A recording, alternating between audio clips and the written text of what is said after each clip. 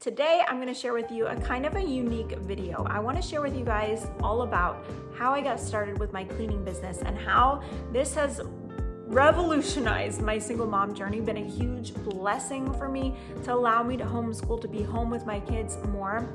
And I want to share this because there may be other single moms, there may be other stay-at-home moms that are wanting to have more freedom in their life, but they need to earn money. And I believe this is a job that could possibly be a huge blessing in your life as well. It is a job that is often in high demand. It is like probably one of the lowest startup kind of businesses to start. There's not a lot of cost that goes into starting it nor maintaining it, and you can get paid pretty well for doing this.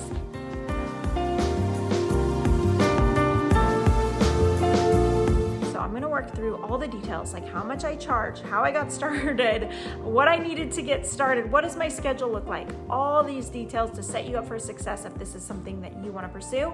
If you think of any questions as I talk about these details, maybe I forget to cover something, please ask it in the comments below. Okay, so let me talk about how I got started doing this business. So when I first became a single mom, I lived with a family for 3 months and they became like second family to me. And so later on in my single mom journey, not that much later, so when my son Cole was about 9 months old, and I had him a month after I separated from my former husband. So it was just like a whirlwind, a lot going on. I started this cleaning business. I realized I needed a job. I needed to start like figuring out what I was going to do with my life. I was living with my parents at the time and I wanted to get my own place, and I hadn't worked for a long time. I hadn't worked for like 3 years at that point, a little bit, 3.5 years at that time. I hadn't worked for a while, and I had my cosmetology license, so I could have done hair if I wanted to, but really after I did cosmetology school, I realized like that wasn't totally my thing. And so going back to that family that I lived with for 3 months and they became like a second family to me, I didn't really finish that, was later like 9 months later, she was like, hey, would you like to clean my house for me? I'll pay you $20 an hour. And at first I was like, I don't know if that's what I want to do. Like I was not yay, I love cleaning kind of person. Like really, I don't enjoy cleaning at all. And it just didn't sound very fun or glamorous. But at the same time, like that was a good amount of money I could earn per hour. And so I talked with my family about it, and my dad was really encouraging of me to give it a try because he was like, this would work out great for you as a single mom. And so I decided to give it a shot. And now I've been doing this business, this cleaning business, for like 6.5 years, you guys, and it really has served me well. Now, let's just be upfront and honest about cleaning houses. This is not a glamorous job. It is a job that has helped me grow in humility because, you know, it is humbling to clean for people, to scrub people's toilets. But it's been a good lesson in humility for me, and it's been an opportunity for me to grow in my walk with God, because while I clean houses, this is how I stay sane, and this is how I grow in my faith a lot. I listen to so many podcasts, or I'll listen to YouTube videos. I'm not watching it, I'm listening to it. It's in my pocket. And I have learned so much. I've listened to audiobooks, things that I would have never had time to listen to as a busy homeschooling single mom, but I'm able to do that while I work. And it also has been a low stress job for me. And I think that's what God knew I needed as a single mom, to have a job that I wasn't, constantly interacting with people or in this super, super fast paced environment. I mean, sometimes I'm rushing to get done cleaning a house, but I'm working alone. It's quiet. I can put my headphones in and just do my thing. And a lot of it is kind of like monotonous work, which is kind of nice. You don't have to think about it a lot. So it's been a real blessing for me in that sense. And so that's how I got started. Let's talk about like the tools I needed to get started. So first I had to get a business license to get started. And what I did was you go on through your state's business website and you fill out this form to get a business license. Now I hate doing paperwork. I hate doing all that kind of stuff. But this really is not that hard. I know it sounds overwhelming, but it's not really that hard. And you do want to have a legitimate business if you're going to run your own cleaning business. I set it up as a sole proprietor. So like you can do sole proprietor, or you can do like a, what's the other word? An LLC, I think, is more like kind of as a, if, correct me if I'm wrong, like a protection, like if you may get sued or something like that. I didn't really have to worry about that. So I got my business license and I renew that every year. It's about $60 a month. So that's really, that and getting your cleaning products are really the only first startup costs that you need to have, which is incredible for starting a business. And so I buy my own cleaning products. I do bring them to people's houses. I have a little caddy that I carry them in. I've had the same caddy for 6.5 years. Really, this is such a low-cost startup business. I do have to re-buy cleaning products, but it takes a while to go through things. I carry a bag of rags, and it's, guys, this is nothing fancy or anything. I wash them at home. I put them back in there. From time to time, I have to get rid of the rags and get new ones as they like get all ripped up and stuff, but it's very low cost when it comes to starting up and the tools that you need to start. Okay, so next I want to talk about what kind of cleaning I chose to do, because actually there's a couple different options you could do. You could do like Airbnb or VRBO cleanings for people if they have vacation houses. You could do move out cleans. You could do new construction cleans, or you could do just regular like bi-weekly or weekly cleaning, or you could do all of them. And I'm going to tell you why I chose specifically why I've chosen to just specifically do like bi-weekly or weekly cleaning. Now, I did clean a vacation house for a while, but what I love about regular bi-weekly or weekly cleaning is twofold. One, it just gives you the routine of consistency, people wanting their house cleaned every week or every 2 weeks. The other thing is, when you're doing a move out clean or a new construction clean, that's a lot of hours that people want done at one time usually, or maybe in a few days. You could be a move out clean. You could be cleaning one person's house for 8 hours, and that's a lot to do at one time. If you're game for doing that, then by all means, there's a market for that, do that. But I just chose to clean for people on a regular basis because it's less hours that I have to do at one time. And also it's not as hard work. When you're doing move out cleans or new construction cleans, it's can be very messy, very hard work. And like I said, a lot of time. And so I love doing bi-weekly cleans. Everybody on my schedule right now is just every 2 weeks I clean for them. I have cleaned for a person every week for a while. And I have done a vacation rental, kind of a vacation house for someone for a while, but I stopped doing that because it was kind of like I had to fit it in here or there. They would call me when they needed me to come. So it wasn't like a consistent thing. And I just love routine, and that works great for me as a single mom. So let's talk about what my schedule does look like. So I clean 4 houses every week, and I divide that up into 2 days. So I clean 2 houses on one day and 2 houses on another day. And I clean for about 5 to 5.5 hours in one day. But I have to include in, like, that sounds like, oh, that's not very long, which it isn't super long. But then I have to include in like my drive time. So I'm driving to one house, and then I usually eat my lunch in the car, and then I go and clean another house, and then I drive to go pick up my kids. So including drive time, like on an average, I'll drop my kids off around 9 o'clock, and then I don't usually get back until around 4 o'clock or so, depending. Sometimes it's 3:30 or 3. It just depends around there. So let's talk about who watches my kids for me when I work. So my parents actually watch my kids these 2 days a week while I work, and that's such a blessing. I know not everybody has the ability to do that, but they actually homeschool them while I work. And it's just so great. I'm just so thankful for them. Now, I want you to have some hope if maybe you're feeling like, well, I don't have anyone to watch my kids. There are some people that are totally fine with you bringing your children with them to clean. You just have to talk to them ahead of time and see if that works. That vacation rental that I said I cleaned for a while, or vacation house, they were okay with me bringing my kids with me. And that house only took me about 2 hours. And so they could manage for about 2 hours. But I will be honest with you, it is definitely more stressful bringing your kids with you to work. That is part of the reason I stopped cleaning that vacation house, because it was stressful kind of trying to clean and like, okay, I got to get this done in a certain amount of time, but I also got to make sure the kids are getting along and having something to do, or if they need snacks or whatever. So it's doable, but I would say, depending on the age of your kids, if you have kids around my age that are like elementary school age, 2 hours I feel like was like the max to have them with me. So hopefully you can figure out something that will work for you. You know, if you are married and you have a spouse, then sometimes people are flexible, and maybe you could clean for them, clean for somebody when your spouse is home.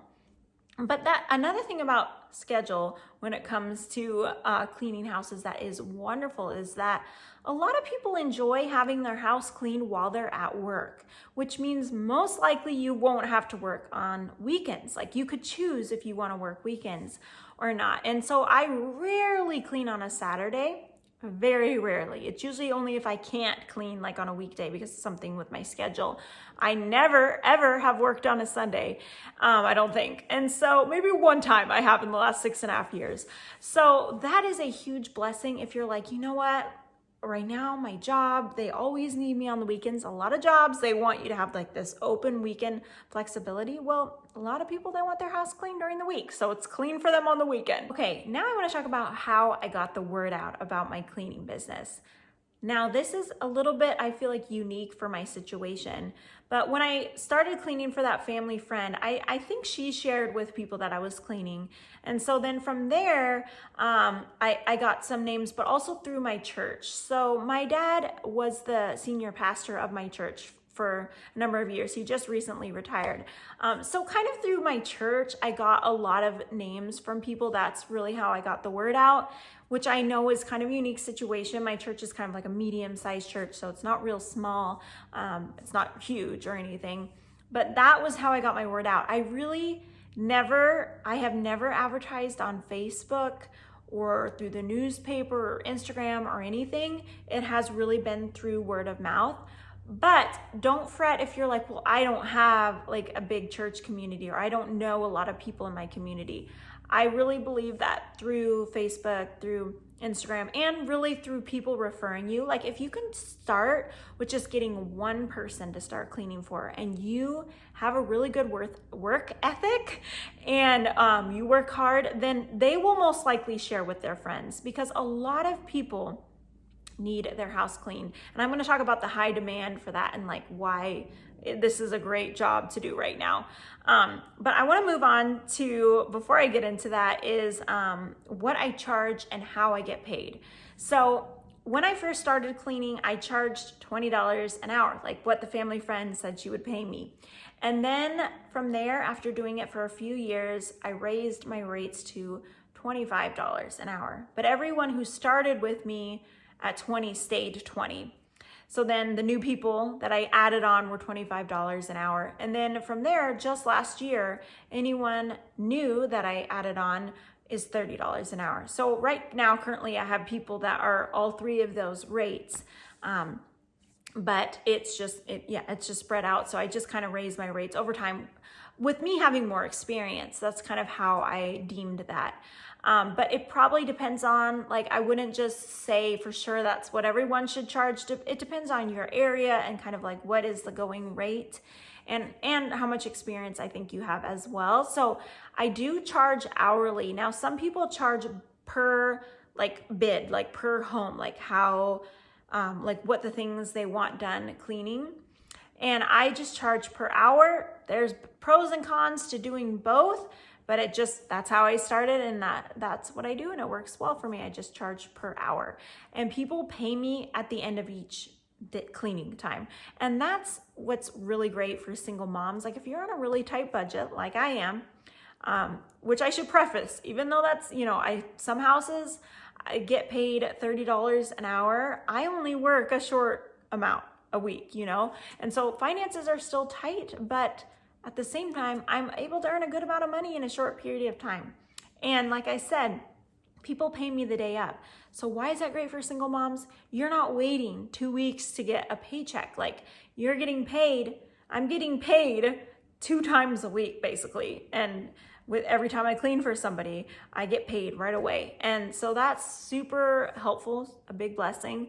People pay me either cash or check, whatever works well for them. You could always set up Venmo as well. I just haven't got that high tech doing that. I have Venmo for other things, but I don't use it for my business. Let's talk about how taxes work and just kind of like the details you need to keep that all straight. And do not fret, this is not a huge deal. So just breathe a sigh of relief if you're like me and you hate paperwork. I do have to say every tax season, I don't enjoy that because you won't have a W-2 with cleaning houses. If you have your own business, you have to keep track of your own earnings. So I have this little notebook and I just keep track of every once in a while I write down like the last houses I cleaned for and how much I earned. So I have that at the end of the year for taxes. And I also have a business bank account. Now, all I use this business bank account for is to transfer my money into that I've earned. And then I transfer it from there into my regular personal bank account. It's basically just this like transferring account. No money really stays in my business account, but I keep it that way so that when I need to have a recording of like how much I earned, I can print out those bank statements of that business bank account and it shows like all of the earnings that I've made. So I would encourage you to do that. Now, I don't use that business bank account to pay for cleaning expenses or anything like that. I use my personal account, but it's just kind of this transferring spot for records base, for keeping track of records. Now, the other thing I keep track of is my mileage. I was terrible doing this for a number of years. The last few years I've gotten better. This year I feel like I'm doing the best so far, keeping track. And you just want to track like when you start driving to your house you're going to clean, and then when you're home, kind of from your start place to your end place. And the reason you want to do that is because you get deductions for these kind of things. Another thing you want to keep track of, and I do this at the end of the year because we used to like always go to the store and buy things, but I don't always buy my cleaning products at the store and get a receipt. A lot of times I'm buying cleaning products on Target or Amazon. So at the end of the year, before I file my taxes, I print out all the times I purchased cleaning products because that's, again, something you want to add up, how much you spent on your cleaning products, how much you even spent on your business license, because those are deductible expenses, which is great. Owning your own business when it comes to all these deductions are so helpful when it comes to your taxes at the end of the year, and possibly, depending on how much you earn, getting money back at the end of the year. You may or may not. I don't know what your income is or if you're married or all that, but it is super helpful. Okay, let's talk about why this job is in such high demand. Well, I'm gonna say for my area, because I'm sure there's some areas where maybe this isn't in high demand. I do have to tell you guys, I live in a more wealthier area where there are a lot of people that are older that are able to afford house cleaning.